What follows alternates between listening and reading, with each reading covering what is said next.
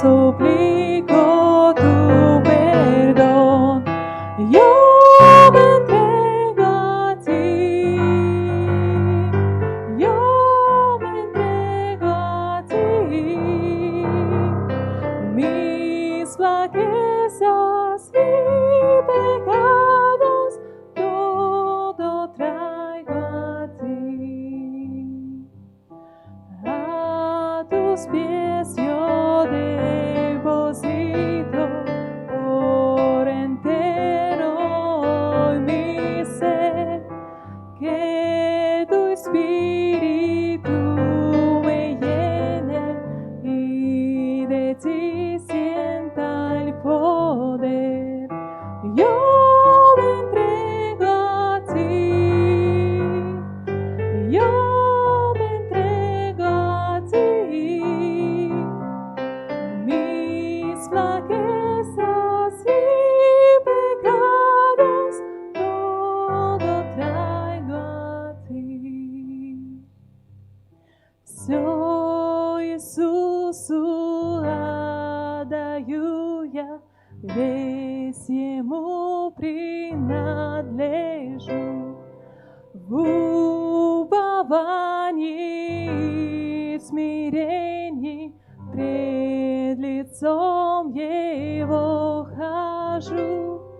Все я отдаю, все я отдаю, все тебе, мой Искупитель, все я отдаю.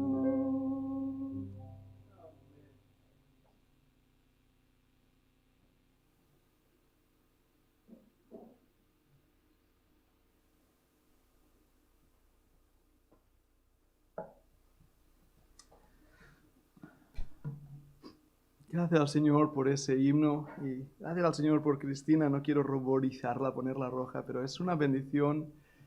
Ella vino también a nuestra iglesia, el Señor la trajo desde un país lejano y aquí ha estado siendo de bendición para nosotros, para los jóvenes, aprendiendo el catalán y también este talento escondido que tenía de compartir himnos.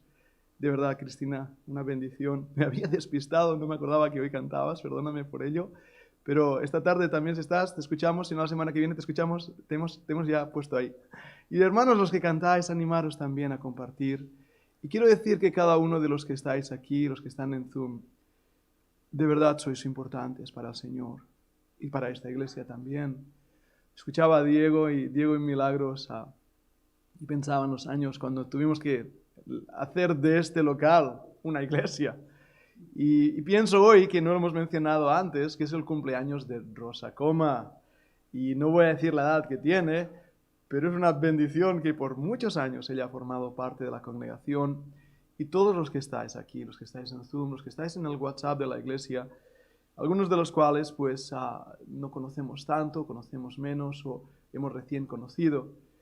Pero hermanos, de verdad, es importantísimo que cada uno de nosotros formemos parte de este cuerpo, con nuestros dones, nuestros talentos, porque esto es la iglesia, y me siento con mucho gozo y os pido por favor que oremos unos por otros, que recordemos los que no pueden estar, recordemos a las almas que venían y no conocían a Cristo.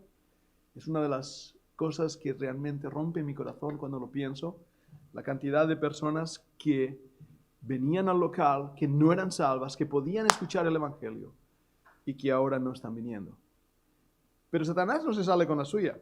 La ventaja de YouTube y de las transmisiones de las predicaciones es que muchos están escuchando el Evangelio y que otros, tal vez creyentes, salvos ya por la misma gracia que nos ha salvado a nosotros, que están participando de doctrinas equivocadas, el Señor está abriendo sus ojos a través de estos mensajes y en este aspecto es un gozo. Así que gracias al Señor y vamos a tomar tiempo para predicar, para estudiar las Escrituras. Y hermanos, quiero animaros también a los que estáis en YouTube. No nos hemos olvidado de vosotros en absoluto, pero sé que es difícil, por eso os pido que en el chat pongáis motivos de oración, pongáis no sé, cosas que podamos ahí disfrutar unos del otro a través del chat. Y veía también que hay varios motivos. El marido de Dana pedía oración por su familia, por él que está en Alemania. La hermana Paqui Canales, varios hermanos más han puesto ahí en el chat motivos de oración y estamos orando por cada uno de vosotros. Así que recordemos estos motivos. Vayamos a Romanos capítulo 15 y hermano Manolo ha leído el pasaje que estamos tratando hoy en nuestro estudio expositivo de las Escrituras en Romanos capítulo 15. Y voy a leer la última porción. Vamos a seguir estudiando la vida de Pablo. Y para mí este hombre está siendo cada vez más precioso en mi alma. Romanos capítulo 15. Voy a volver a leer los versículos 30 hasta el final del capítulo. Romanos capítulo 15, empezando en el versículo 30.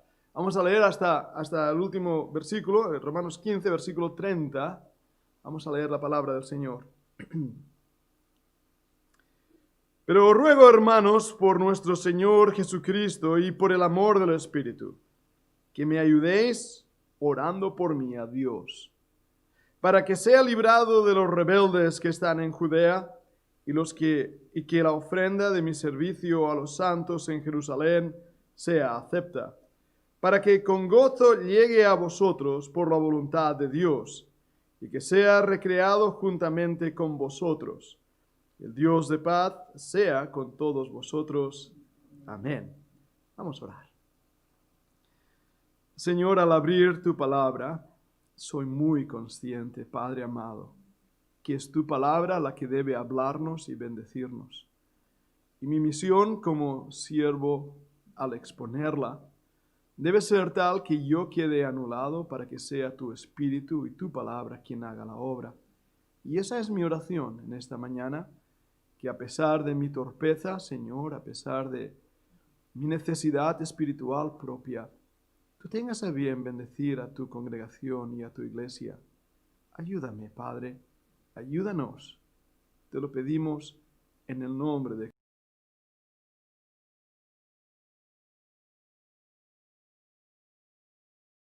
Que he subido a internet sobre las pruebas evidentes de que Pablo estuvo en España. Os invito a ver el vídeo.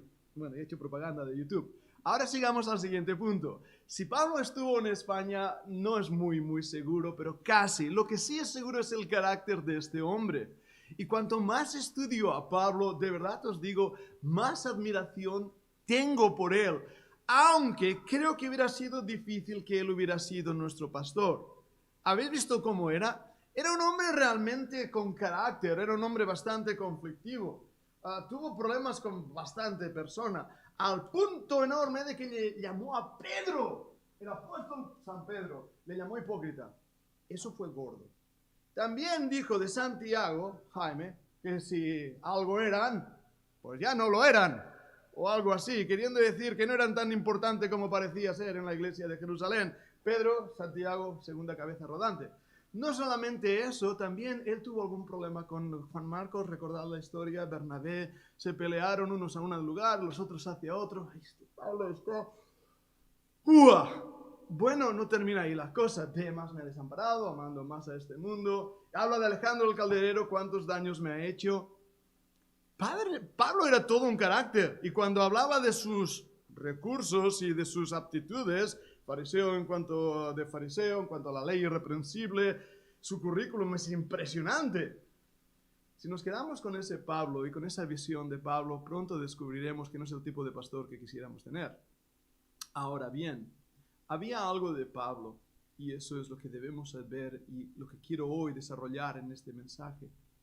Algo que hacía que Pablo fuera lo que era y que realmente vemos que fue una herramienta utilizada en las manos del Señor. Como ya hemos visto durante estos 2 últimos domingos, él fue llamado a una obra, encomendado por el Señor a un ministerio, y su concepto de sí mismo, y nos lo dice en el versículo 16, habla para ser ministro de Jesucristo. Y tal vez esa es una de las palabras que incluyo a todos, porque todos hemos sido llamados a ser ministros de Jesucristo, esto es, sacerdotes del Dios vivo, como estamos viendo en el libro de Hebreos. Hemos sido llamados a ser siervos. Nadie de nosotros es imprescindible y el show no se monta alrededor nuestro. Es Jesucristo el único centro de la iglesia. Nosotros somos siervos. Esa es la definición dada a los hijos de Dios que les sirven en el ministerio, tanto en el sacerdocio, en el Antiguo Testamento, en el templo, como hoy aquí en un local, en la iglesia del Señor Jesucristo, es ser siervo. Y de la misma manera que nuestro Señor tomó una toalla, se la ciñó y sirvió a sus siervos, así se nos es encomendado a nosotros que nuestra labor sea el servicio cristiano.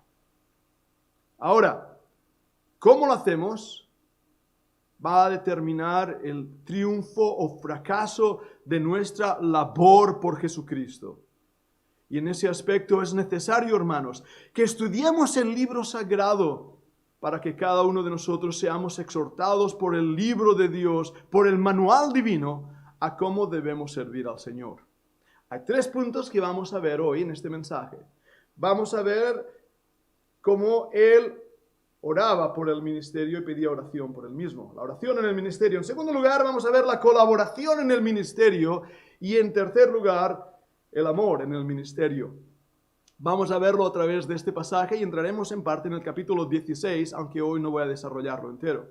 Pero vamos a ver la primera parte de este punto importante. La necesidad de oración en el ministerio.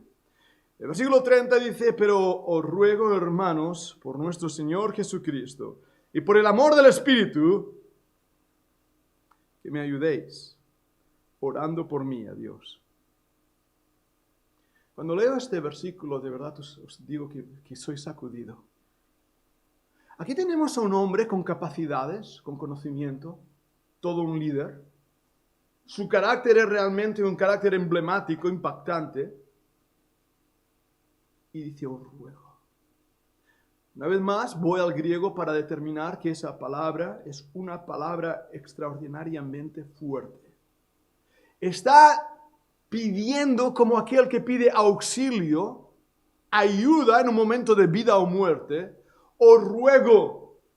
Pero además de ese clamor de ruego, va a pedir por 2 cosas ese ruego. Y eso aún me asombra más. La primera, va a pedir por nuestro Señor Jesucristo. Os ruego por nuestro Señor Jesucristo. Y va a decir en segundo lugar: os ruego por el amor del Espíritu. El Señor habla de cómo Jesucristo rogó al Padre en los momentos más delicados, más tiernos. Rogó al Padre. Y aquí Pablo está rogando. Esa palabra aparece en el capítulo 12. Os ruego por las misericordias de Dios que presentéis vuestro cuerpo en sacrificio vivo, santo, agradable a Dios. Pablo está pidiendo con la más fuerza que puede, con el más grande énfasis que puede, que los hermanos hagan algo. ¿Y qué pide? ¿Dinero? No. ¿Qué pide? ¿Más posibilidad de ser reconocido? No. ¿Qué pide? ¿Más que su nombre sea engrandecido? No. Os ruego que oréis por mí. Y haciendo esto, lo que Pablo determina, como vamos a ver, es su propia debilidad. Su concepto de sí mismo es tal que él llega a decir en una ocasión que Dios, Cristo, se le presentó a él como a un abortivo. Qué palabra que utiliza para referirse a sí mismo, pero no queda ahí. Cuando habla de cómo fue escogido por la gracia de Dios, tiene el concepto de incluso llegar a decir: nosotros que somos, y perdonad el término, que sería la traducción correcta, las heces del mundo, la caca del mundo. ¿Qué concepto que tiene de sí mismo? Aquellos que creen que hay un complejo de inferioridad, os aseguro que con estas palabras estarían bien felices. Pero así es como Pablo se ve en él mismo. Pero no se ve así como hijo de Dios. Él sabe por quién ha sido redimido, él sabe que ha sido redimido, pero él sabe de su necesidad. Y por eso ruega a los hermanos por el amor de Cristo. Por amor a Dios, diríamos en nuestra jerga española. Por amor a Dios, orad por mí. Eso hace también que los hermanos vean que Pablo no tenía en él poder absoluto para hacer las cosas. Él dependía del poder de Dios, de la gracia de Dios y de las fuerzas de Dios. Y si él no tenía eso, su ministerio era en vano. Él llegó a decir, para que no haya corrido en vano, para que no haya luchado, peleado en vano. Y no hay mayor desastre para un soldado en una misión, combatir, perder amigos o ser herido en combate para una misión inútil. Y Pablo dice, os pido que oréis por mí. Ahora, no es la primera vez que Pablo va a hacer eso. En sus cartas a diferentes lugares, y cito los versículos, por ejemplo, en 2 Corintios 1:11. Vamos un momento a ver estos pasajes. Tengo mis notas, pero haberlos apuntado bien. 2 Corintios 1:11.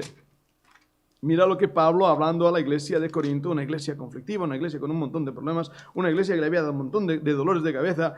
Y Pablo se acerca a esta iglesia y dice en 2 Corintios 1 y versículo 11, cooperando también vosotros a favor nuestro con la oración, para que por muchas personas sean dadas gracias a favor nuestro por el don concedido a nosotros por medio de muchos. ¿Dónde está la gloria de Pablo aquí? Al contrario, alaba a la iglesia por esas oraciones. Vamos a Filipenses 1:19. Filipenses 1:19. Filipenses 1:19. Porque sé que por vuestra oración y la suministración del Espíritu de Jesucristo, esto resultará en mi liberación. Sé que por vuestra oración. Filipenses 1:19. Colosenses 4. Vamos a Colosenses 4. Y versículo 3, Colosenses 4:3. Mira lo que dice ahí. Orando también al mismo tiempo por nosotros, para que el Señor nos abra puerta para la palabra, a fin de dar a conocer el ministerio de Cristo, por el cual también estoy preso. Orando, a fin de dar a conocer el Evangelio. Vamos a otro pasaje, esos Colosenses. Vamos a 1 Tesalonicenses 5:25. 1 Tesalonicenses 5 y versículo 25. Dice así, hermanos, orad por nosotros. Más claro, imposible. 1 Tesalonicenses 5, 25. Hermanos, orad por nosotros. Vamos un pasaje más. 2 Tesalonicenses 3:1. 2 Tesalonicenses 3:1. Por lo demás, hermanos, orad por nosotros, para que la palabra del Señor corra y sea glorificada, así como lo fue entre vosotros. La iglesia en Corinto, Pablo dice, orad por mí. A la iglesia en Filipos, Pablo dice, orad por mí. A la iglesia en Colosas, Pablo dice, orad por mí. A la iglesia en Tesalónica, Pablo dice, orad por mí. A la iglesia en Roma, Pablo dice, orad por mí. ¿Os dais cuenta? Aquí el gran apóstol a los gentiles sabe que su fortaleza no está en él. Está basada en aquellos que están intercediendo por él ante el trono de la gracia. Qué tremenda lección. Qué tremenda lección. Lección que ha sido tomada por muchos siervos de Dios a lo largo de la historia.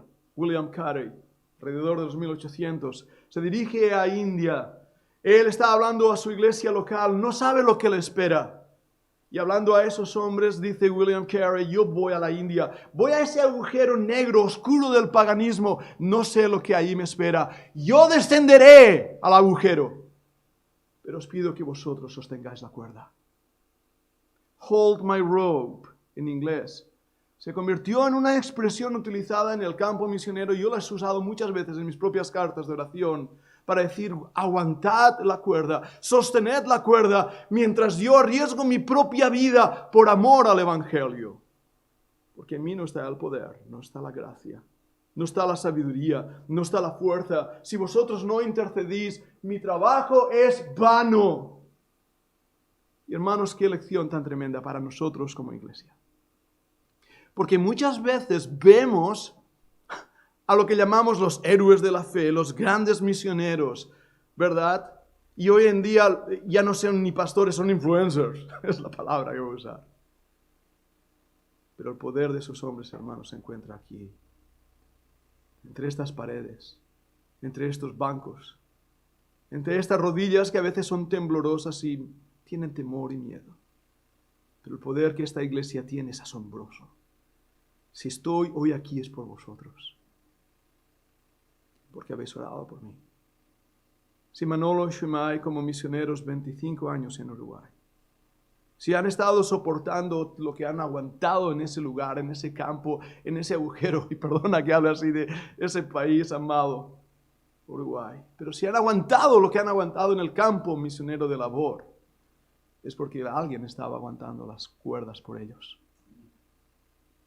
Y hermano, esto lo digo para animaros, para deciros que vuestro trabajo en el Señor no es en vano, y que algunos de vosotros, que aparentemente ni tan siquiera a lo mejor salís en YouTube o salís en las páginas de algún boletín informativo, pero algunos de vosotros correréis delante de cientos de pastores por vuestra fidelidad, vuestro amor, vuestra gracia, vuestra intercesión. Tengo una hermana mayor, querida, 80 años apenas ya, y ella dice, ya no tengo fuerza para hacer lo que hacía, ya no puedo servir como antes servía, pero esa mujer ora. Y cuando ora os aseguro que las puertas del cielo les son abiertas y las bendiciones de Dios caen como lluvias de gracia ante aquellos que ella intercede. Ora, os ruego que oréis por mí. De verdad, iglesia, ora por el pastor Pedro Piñol. Lo siento, Dios os ha dado un petardo por pastor, lo siento. Y me siento privilegiado por ello. Perdonadme que me ponga de ejemplo en este aspecto, pero es que igual que yo, todos los pastores que conocemos necesitan oración. Porque somos hombres, no somos héroes. Si el mismo Pablo, que fue un héroe, cuyo nivel espiritual y conocimiento de la Escritura, ninguno de nosotros ni supera ni llega a sus propios talones. Si él pidió oración, ¿cuánto más debo hacerlo yo? ¿Cuánto más necesitamos cada uno de los misioneros que sostengáis nuestras cuerdas? Pero debo ir avanzando a mi segundo punto en esta mañana. Y mi segundo punto, antes quiero terminar en este aspecto, es entender el motivo de la oración. Versículo 31. Para que sean librados de los rebeldes que están en Judea, y que la ofrenda de mi servicio a los que santos en Jerusalén sea acepta. Es un versículo extraño. Y tenía mis propias ideas. Al leer este versículo, seguro dices, bueno, pues está bien, pues, ¿quiénes son los rebeldes?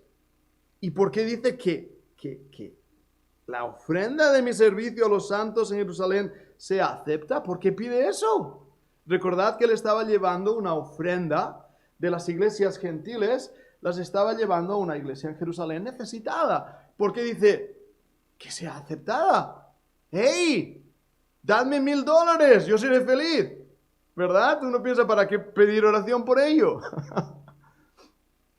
Dos cosas. La primera es el peligro de los rebeldes.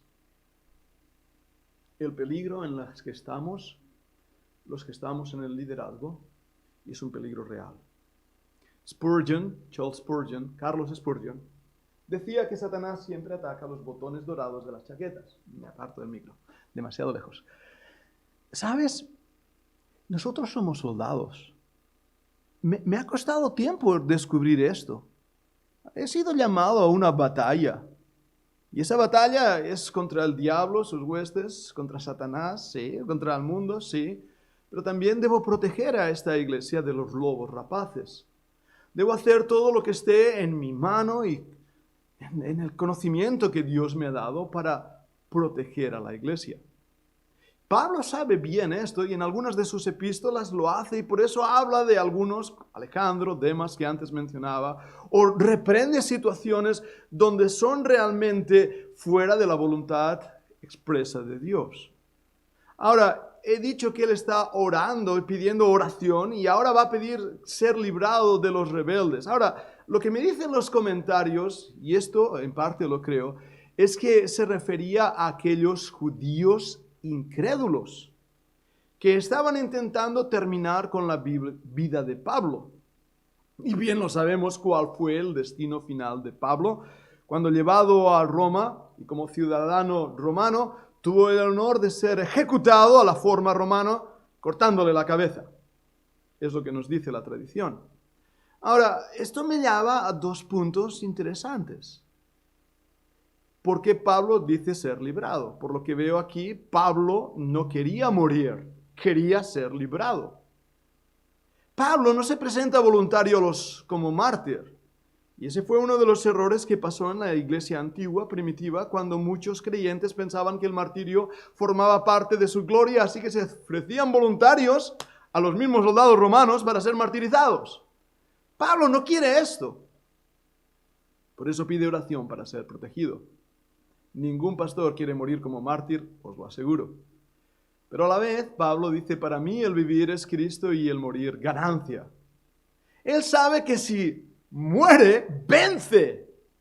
Y si es rescatado de la muerte por la respuesta a la oración, también vence.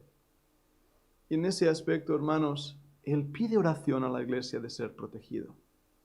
Hay también una segunda razón por la cual él pide oración de que su servicio a los santos en Jerusalén sea aceptada.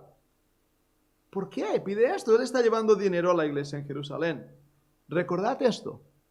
Pablo ha sido llamado a ser ministro a los gentiles. El conflicto en Jerusalén, capítulo 15, donde se discute qué deben hacer ahora los gentiles convertidos, hace que la iglesia en ese momento ya se divida. Un grupo de creyentes judíos, que creen que los gentiles deben ser circuncidados y deben guardar la ley y el Shabbat y todas esas cosas, ven con malos ojos y con recelo a este Pablo de Tarso que nos ha traicionado y está diciendo que ahora los nuevos conversos no deben ni circuncidarse. Pablo tenía un montón de enemigos dentro de la iglesia.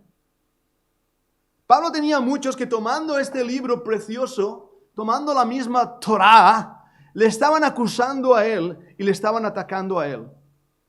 Tomando el mismo libro de Dios, la usaban para atacar al propósito y al siervo de Dios.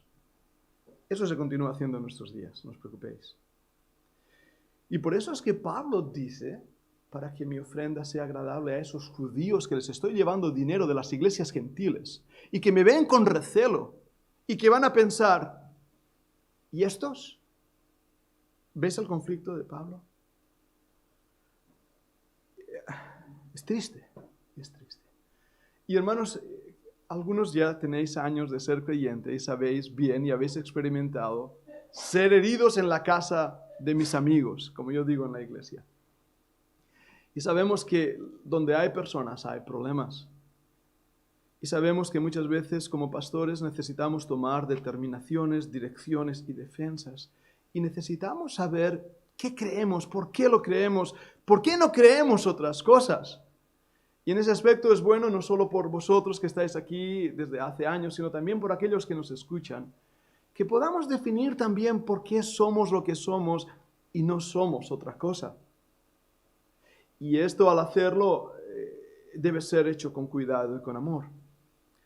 Y yo creo que hay muchos hermanos que son salvos que yo no coincido con ellos. No participo de sus posturas doctrinales o su manera de hacer iglesia. Porque entiendo por lo que leo en la palabra de Dios que no debe ser hecho de esta manera o creído de esta manera. ¿Son salvos? Claro que sí. ¿Y llegarán al cielo? Claro que sí. Pero debo ser consciente de por qué soy lo que soy y por qué nuestra iglesia es lo que es. Nuestra iglesia, por poner algunos ejemplos, no es una iglesia católica, apostólica y romana. No os asustéis lo que voy a decir ahora. Es una iglesia católica, universal, ¿verdad? Quiere decir. ¿Es apostólica? Por supuesto. Creemos en las enseñanzas de los apóstoles. Pero os aseguro que no es romana ni papista. Y que ni hay papa en esta iglesia ni creemos en tal cosa. Así que no somos romanistas. Quedamos definidos, pues. No somos una iglesia tampoco, y les amo en el Señor, pero que tome posturas de adoración pentecostal. y les digo, les amo en el Señor, nosotros no tomamos esas posturas en cuanto al don de lenguas, somos cessacionistas, creemos que fueron utilizados en un momento dado. Igual con el don de sanidades, es el Señor quien sana. Ahora, yo creo en el poder del Santo Espíritu y mejor estar todos nosotros llenos de ese poder del Santo Espíritu de Dios. Por lo tanto, es nuestra postura. Ahora, debo avanzar más. Algunos me han dicho, ¿por qué somos bautistas? Y quiero marcar algo importante. Y eso lo digo, como he dicho antes, también para que los hermanos que están ahí en YouTube también sepan lo que somos. Somos bautistas porque creo que en la historia, desde los inicios, hay un grupo que tiene unas enseñanzas con las cuales yo estoy de acuerdo. Estas enseñanzas más tarde, con los grupos de anabaptistas, fueron reconocidas como los distintivos bautistas. Entre ellos que la iglesia está formada por creyentes, no por personas bautizadas como niños. Entre esos distintivos bautistas, una separación de la iglesia y del Estado. Entre esos distintivos, un bautismo por inmersión, no por aspersión. Un bautismo a los creyentes convertidos, no a otros no convertidos. Unos distintivos claros basados en la palabra del Señor. Ahora, me gusta utilizar la palabra iglesias bautísticas, porque muchas de las iglesias que creían así nunca recibieron el nombre de anabaptistas o bautistas. Ahora, no pertenecemos, y yo sé que esto es teología, pero es muy interesante, no pertenecemos a la postura de Landmark, o conocida también como la senda de roja, o el camino rojo, o en inglés, the Grandson Way, la idea de que Juan el Bautista era bautista y por lo tanto nosotros somos bautistas. Por favor, ¿quién ha creído esto? No tiene base alguna. Los landmarquistas caen totalmente. Pero sí que creo que nosotros tenemos una postura que fue defendida por los remanentes bíblicos. Y esa es la palabra que me gusta usar, remanente bíblico. Me gustaría invitaros a que vieras las clases de Mark Blackwell. O vieras las clases de historia de las denominaciones. ¿Entenderíais eso? Ahora, hay un grupo que se llama Bautista Reformado. Os diré por qué no somos bautistas reformados. Y os diré por qué no somos tan siquiera reformados. Y es que en mi humilde opinión, la Iglesia Reformada, que nació como fruto y resultado de la obra de conversión de Calvino, años antes que él, Lutero, y otros hermanos que fueron salvos, pero la palabra reformado implica lo que ellos querían hacer y cuál era su objetivo. Su objetivo fue reformar la iglesia apóstata romana. Nunca desearon salir de ella hasta que los echaron. La Inquisición terminó con su intento de reformar la iglesia y todos hemos oído hablar más tarde de la contrarreforma. Loyola y todos sus seguidores también. Pero el propósito de Lutero, el propósito de Calvino, el propósito de los reformadores era reformar la iglesia católica. Por la gracia de Dios fueron salvos y Dios los sacó. Como dice el versículo, salid de ella, pueblo mío. Fueron rescatados de la iglesia apóstata.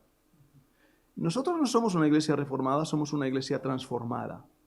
Por eso no creemos en ese dicho que siempre dice la iglesia reformada siempre reformándose. Lo dicen en latín, que aún es más difícil. Porque la iglesia de Jesucristo ya ha sido transformada. Un pequeño apunte más. Ser bautista reformado, en inglés se dice oxymoron. Es una palabra muy rara. Es una contradicción.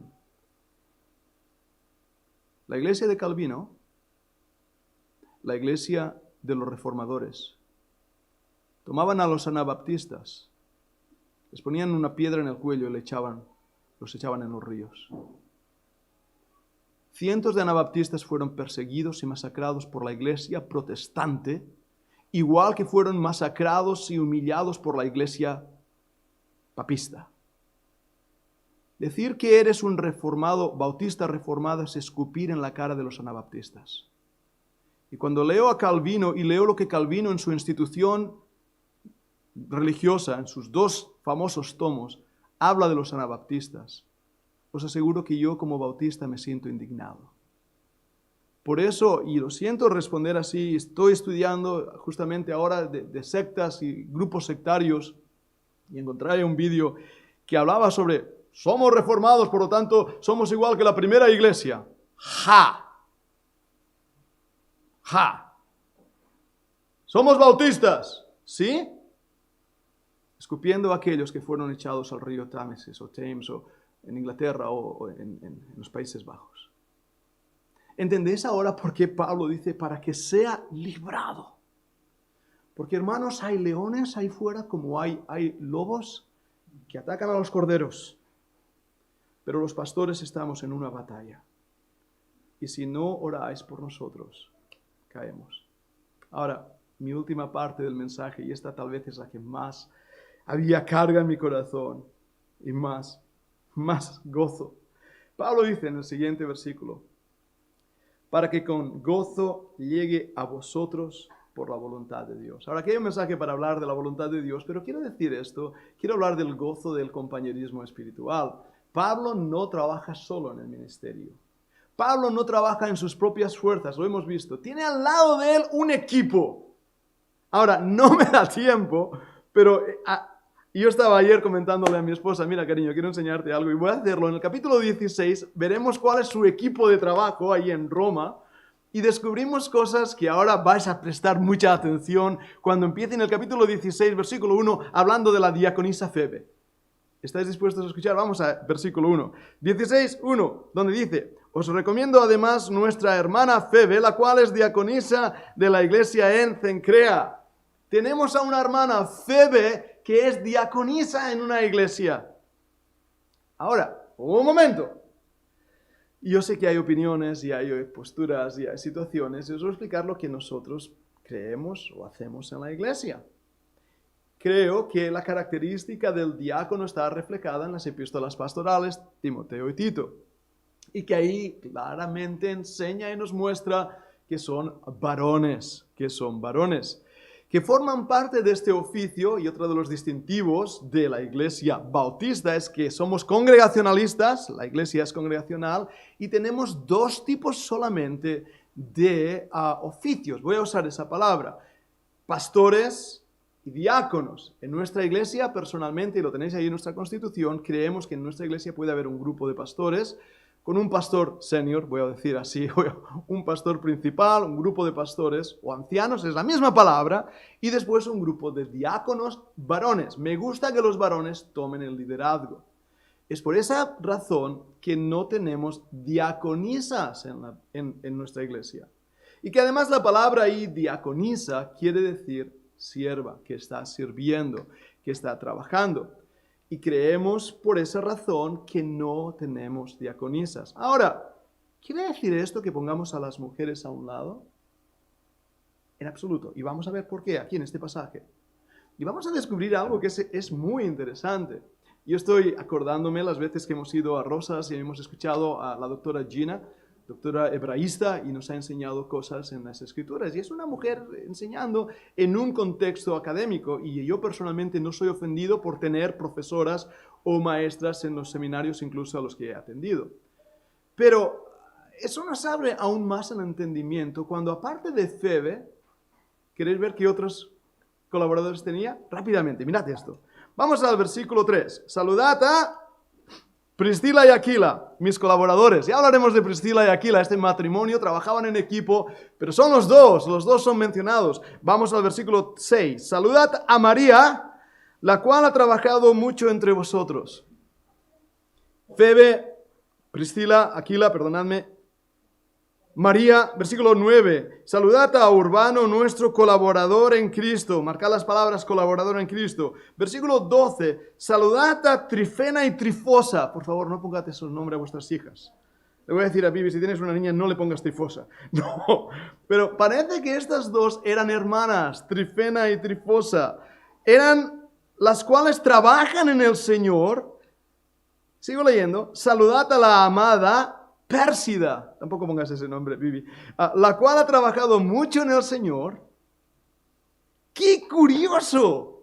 Febe, la esposa de Aquila, Priscila, María, salto Urbano, Trifena y Trifosa, Pérsida y Julia. Había apuntado por ahí a Julia y me la he saltado. ¿Qué os parece? Colaboradoras en el ministerio con Pablo. Si alguien me dice que la mujer no es importante en la iglesia, es que no ha leído esos versículos. ¿No? Estoy haciendo una revolución, Manolo, yo espero que no. Pero es algo precioso que vemos. Y hermanas, vuestro lugar en la iglesia es importantísimo. ¿Es que no puedo ser pastora? Pues no. ¿Es que es machismo? No. Eso que enseña la Biblia. No puedes ser pastora. ¿De acuerdo? Porque la Biblia pone la responsabilidad y pedir cuentas al varón. Por eso dice que el varón es cabeza de la mujer. Dios va a pedir cuenta al varón. Pobre varones, nos va a caer la cabeza, los pelos ya se nos ha caído muchos de nosotros, pero la cabeza va a rodar también. Pero hermanas, tenéis un lugar importantísimo. Pablo tenía colaboración en el ministerio. Y voy a hablar más, voy a extenderme más en quiénes eran sus colaboradores en el capítulo 16. Ahora, Pablo habla de la oración, Pablo habla de la colaboración. Vamos a hablar del amor y con esto terminamos. Me gustaría que viéramos cómo trata Pablo a sus colaboradores. Vamos al 16, versículo 5. 16:5. Saludad también a la iglesia de su casa. Saludad a Epineto, amado mío, que es el primer fruto de Acaya en Cristo. Vamos un momento al versículo 8. Saludad a Amplias, amado mío en el Señor. Vamos al versículo 9. Saludad a Urbano, nuestro colaborador en Cristo Jesús, y a Estaquis, amado mío. Mira el versículo 12. Saludad a Trifena y a Trifosa, las cuales trabajan en el Señor. Saludad a la amada Pérsida, la cual ha trabajado mucho en el Señor. Cuando Pablo se dirige a sus colaboradores, repetidas veces dice, amado mío, amada mía. ¿Qué corazón tenía este hombre? ¿Qué corazón? Y si ese corazón no está en el siervo de Dios, ¿cómo va a poder servir? Si ese corazón de amor genuino y de sacrificio hacia aquellos que sirven no está ahí, ese hombre no ha sido llamado por Dios. La obra del Señor se hace con oración, en equipo y con mucho amor. Con mucho amor. No conozco un pastor que Dios haya usado que no tenga su corazón quebrado. Los hombres que Dios usa terminan con el corazón roto. Os lo aseguro. No digo que Dios me haya usado, pero sí digo, Dios me ha roto. Como Dios nos da esa enseñanza cuando Gedeón rompió las tinajas para que saliera la luz de esas tinajas a entrar en combate. Dios rompe las tinajas de nuestro corazón y como instrumentos nos usa para su gloria. ¿Quién es Pablo? Nadie. ¿Quién es Pedro? Nadie. ¿Quién es Santiago, Juan? Cualquiera de los 12 o de los 70. De los miles de hombres que han brillado como antorchas en la historia del cristianismo. Nadie. Nuestro Dios es todo. Nosotros somos siervos. Cada uno de nosotros somos un Pablo. Por eso, orad por mí. Yo oro por ti. Vamos a orar. Señor, toma estas palabras. Toma, Señor, estas ideas. Haz con ellas aquello que tú hayas determinado hacer. La obra es tuya. Señor, ayúdame a apartarme del centro de atención, porque no hay ninguna atención en nosotros. Y ayúdanos a observar la historia y aprender de ella. Pero, Señor, ayúdanos a mirar a la cruz y aprender de ella. Te lo pedimos en el nombre de Cristo. Amén. Hermano Manolo, vamos a cantar un himno con gozo en nuestro corazón, con todo el volumen que tengamos de voz, Que nos oigan los vecinos. La vecina ya sabe la mitad de los himnos, os lo aseguro.